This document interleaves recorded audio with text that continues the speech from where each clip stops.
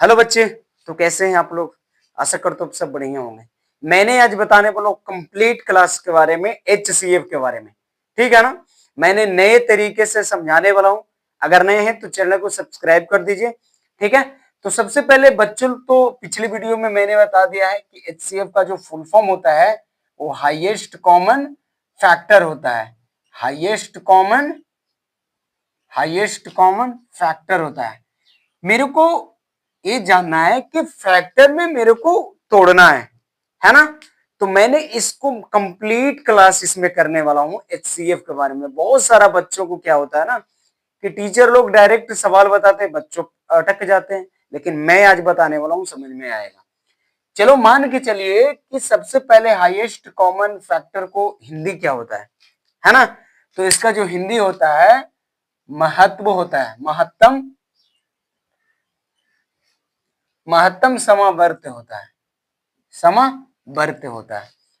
तो इस महत्तम समावर्त में जो पढ़ने वाला हूं, डायरेक्ट बच्चों को क्या होता है ना कि एग्जाम्पल के थ्रू बताया जाता है तो बच्चा कंफ्यूज हो जाता है।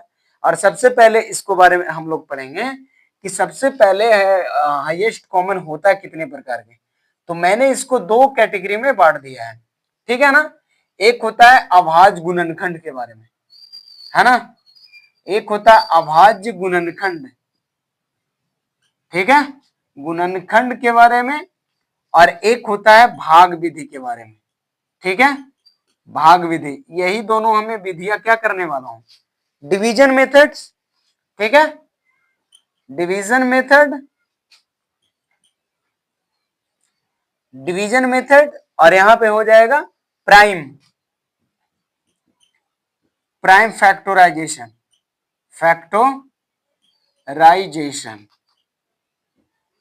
तो आपने ये दो विधियां इसमें क्या करने वाले हो, पढ़ने वाले हो।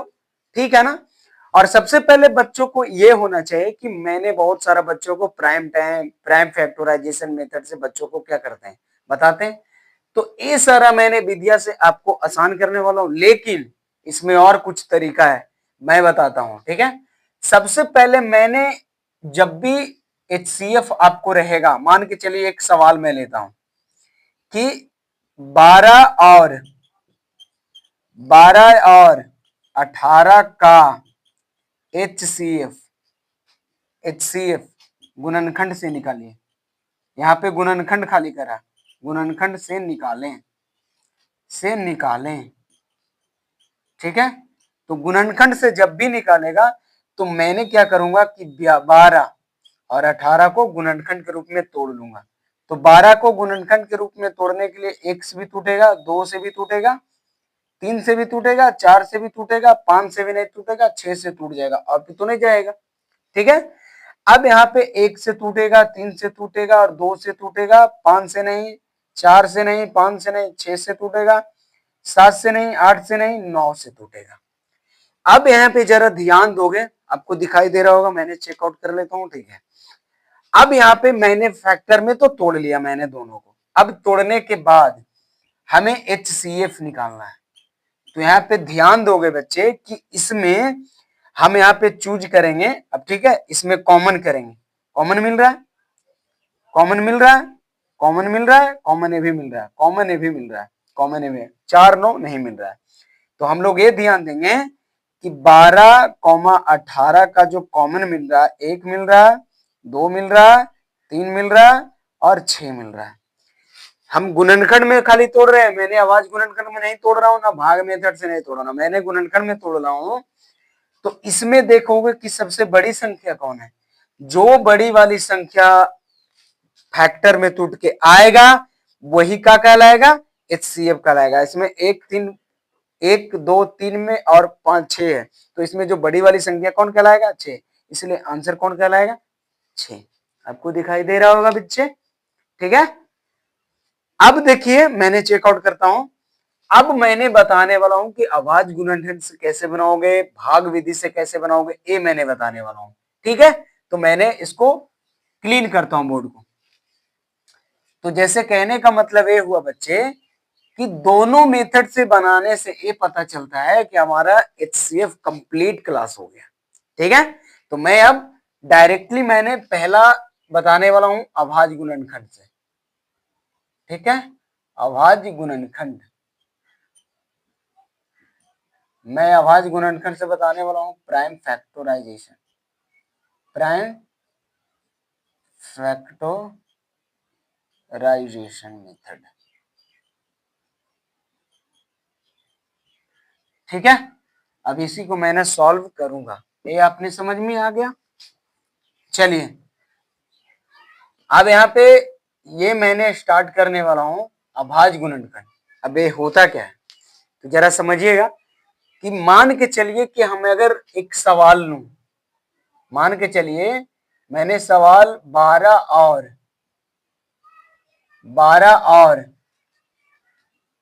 24 का HCF अभाज्य गुणनखंड द्वारा,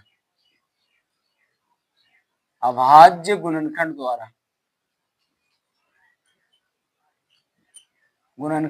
द्वारा निकालें।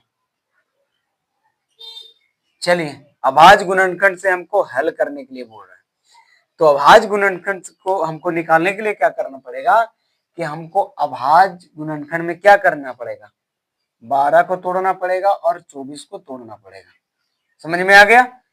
2 छक्का 12, 2 तिया 6, तो हमारा जो 12 आ गया वो 2 मल्टीप्लाई बाई 2 मल्टीप्लाई बाई 3 में टूट गया। अब यहाँ पे 2 12 दूना 24, 2 से 6 दूना 12, 2 तिया 6। अब यहाँ पे 24 भी हमारा क्या हुआ, टूट गया, 2 multiply by 2 multiply by 2 multiply by 3। अब हमें निकालना क्या है, तो हमें HCF निकालना है।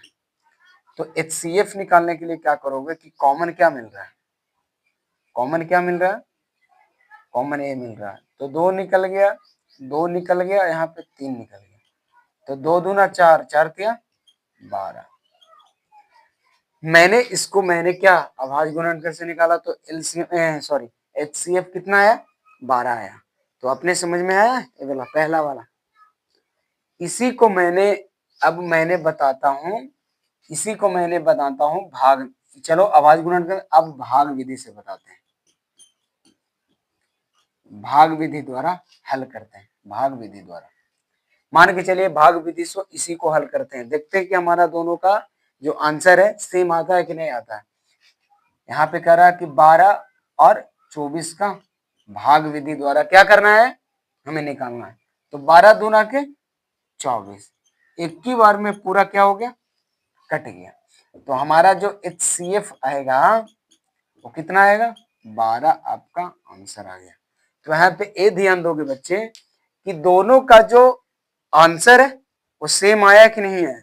जब सेम आ गया कि हमारा आंसर क्लियर है, तो बच्चों को चेक भी करने आना चाहिए, बनाने आना चाहिए, इसका सॉल्यूशन सही तरीके से भी करने आना चाहिए। इसमें बहुत सारा, जब एक सवाल कंप्लीट कर लोगे ना तो आपको बहुत सारा सवाल बन जाओगे। बच्चों लोग बहुत सारा कंफ्यूजन है, ठीक है। तो आपको दोनों मेथड एक ही मेथड से आपको बन गया ना, सॉरी 2 मेथड से बन गया, एक ही क्वेश्चन को 2 मेथड से मैंने बनाया, एक अभाज्य गुणनखंड से और एक भाग विधि से। अगर समझ में आता है तो लाइक कीजिए और दोस्तों के साथ शेयर कीजिए, और इसमें सवाल लेने वाला हूं, ठीक है।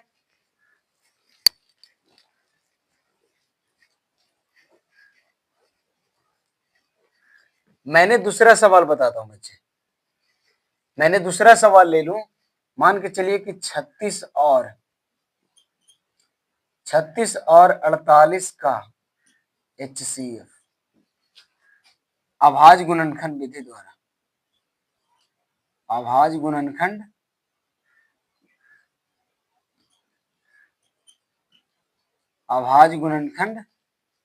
द्वारा निकालना है।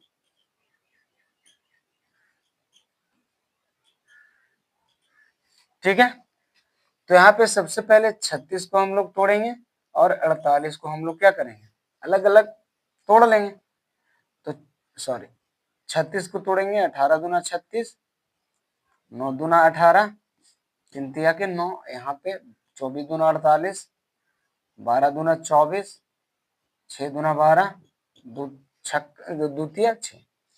अब चलो हम लोग यहाँ पे क्या करेंगे कि 36 को निकालेंगे और 48 को हम लोग अब जो फैक्टर प्राइम फैक्टर में थोड़ा उसको निकालें, 2 × 3 × 3 2 1 2 3 4 1 2 3 4 × 3। अब यहाँ पे हमको पता करना है कि HCF निकालना है, HCF निकालना है, ठीक है ना, HCF निकालना है। तो HCF निकालना है, जो कॉमन निकलेगा वही तो मेरा क्या होगा, यहाँ पे है और यहाँ पे ए, तो यहाँ पे 2 निकल गया, यहाँ पे 2 निकल गया, यहाँ पे 3 निकल गया। तो आपका जो आंसर आएगा 2 दूना 4, 2 दूना 4 और 4 दिया 12, इसका भी आंसर 12 है। अब चलिए मैंने इसको भाग विधि से मैंने बनाता हूँ, इसको भाग मेथड से मैंने बताता हूँ। यहाँ पे 36 है, बच्चे 48 है, एक बार में लगेगा 36, यहाँ पे 2 बचेगा, यहाँ पे 1 बचेगा, यहाँ पे 36, 12 तिया के 36, पूरा पूरी क्या हो गया, कट गया। जब पूरा पूरी हमारा कट जाएगा HCF, तो हमारा HCF निकल के आ जाएगा। तो हम लोग को पता है कि HCF जो हमारा क्या आएगा, 12 आएगा।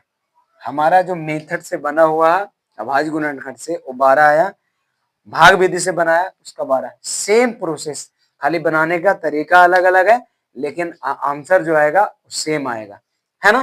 तो इसमें बहुत सारा अपने मन से जितने सारा सवाल पूछे, है ना, किताब रहे चाहे टेस्ट रहे चाहे एंट्रेंस एग्जाम रहे, सबका लेवल एक ही रहेगा, बनाने का आप तरीका खाली समझो, ठीक है ना।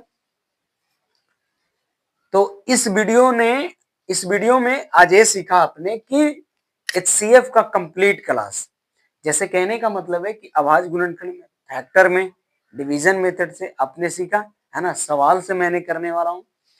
और आपको पता है कि जितने सारे टीचर होते हैं ना तो डायरेक्ट सवाल से पूछते हैं, बच्चों बोलता है कि एक कौन सा मेथड है, कैसे है बनाने का, तो मैं इसको तरीका से बताया है, ठीक है ना। समझ में आए तो शेयर कीजिए, वीडियो को एंड तक देखिएगा तो और समझ में आएगा, ठीक है ना।